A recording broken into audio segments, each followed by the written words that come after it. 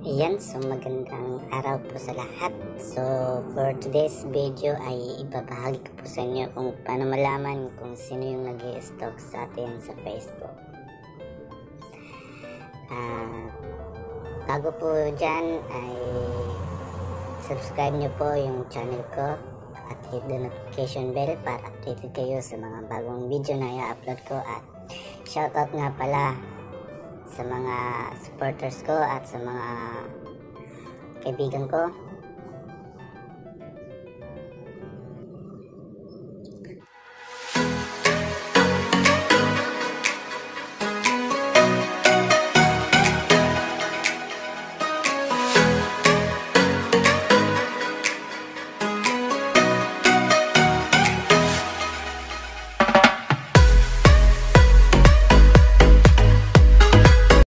So ngayon ay tuturo ko sa inyo kung paano malaman kung sino yung nag-i-stalk sa Facebook natin.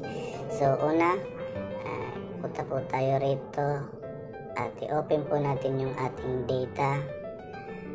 Yan. So dito po. Ito. Open po natin yung ating data. Una ay punta po tayo sa Chrome. Yan. So, po natin yan.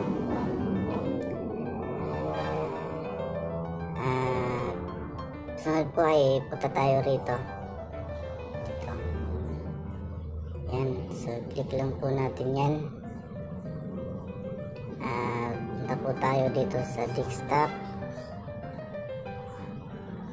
Yan. Click lang po natin yan.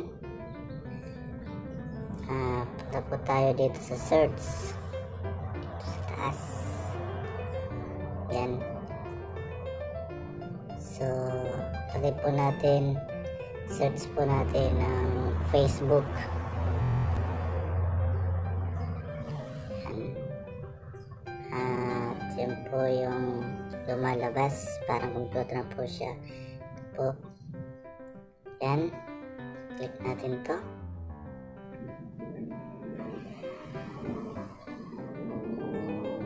Yan. So, dito na po tayo. Lalaman po natin kung sino yung nag-i-stalk sa Facebook natin. So, guys, akin po itong Facebook ha, at hindi po ito sa iba. So, okay lang makita niyo yung Facebook ko. So, ito. So, paano nga ba malaman kung sino yung nag-i-stalk sa Facebook natin? So, dito po tayo. Punta tayo rito. Dito. Sa search tayo rito at click natin to. At next is punta tayo rito ito sa portion na to, i-edit natin siya. Yan. At ilagay po natin yung view, yung view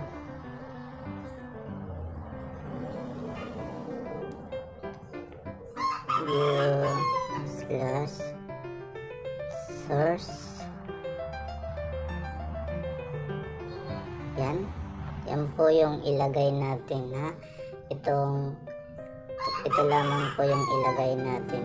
Ito kasi pag iba po yung nilagay natin ay iba rin po yung lalabas. So, yan.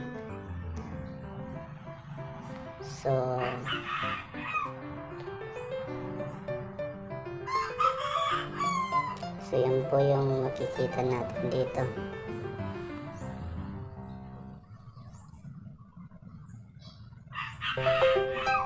So yan.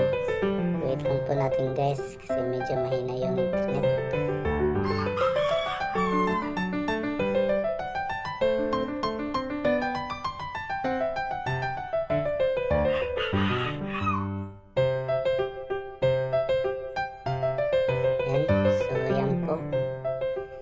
So, ito po yung lalabas pag ito yung inilagay nyo. Ito po yung lalabas sa screen pag ito lang yung nilagay nyo. Itong view source.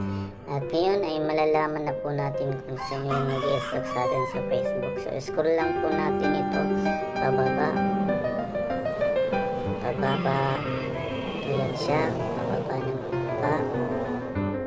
Ayan.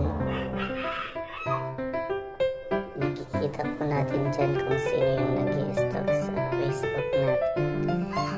So, again po akin po itong Facebook account at hindi po ito sa iba. So, nandun po siya sa baba ng portion ng screen nito. Kaya scroll lang po natin siya. So, yun po. I-scroll lang natin siya baba.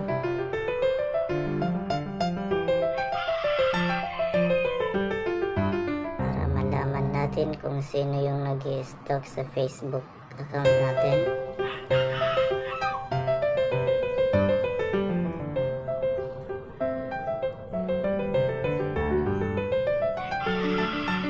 Scroll lang po natin guys pababa.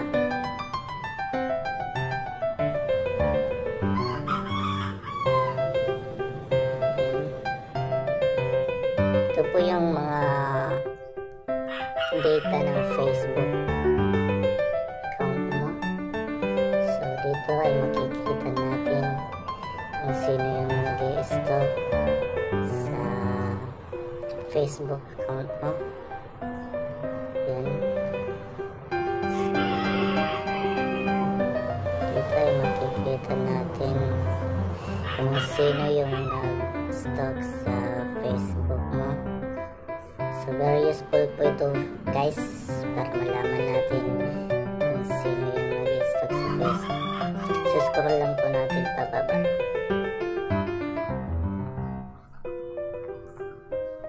Scroll natin pababa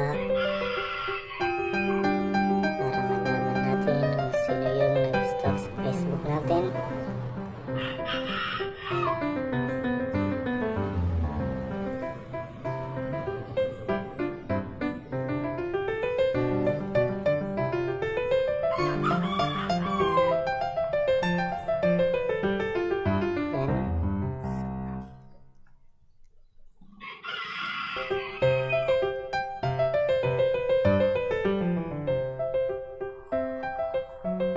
So scroll lang guys, scroll lang.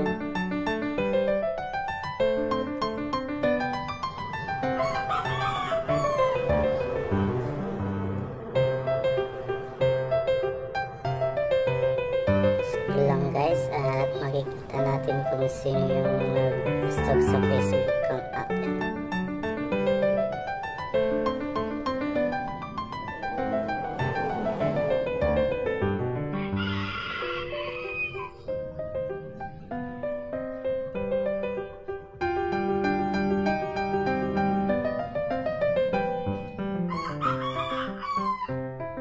So medyo bilisan natin guys.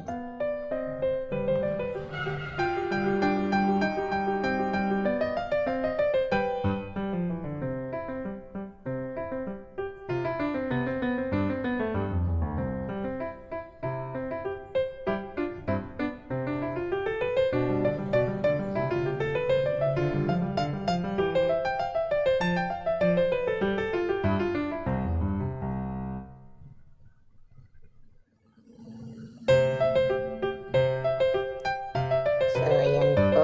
So, makikita na natin dito kung sino yung nag-stalk sa Facebook. So, ito po yung sa akin. Ito. Meron pa siya sa baba.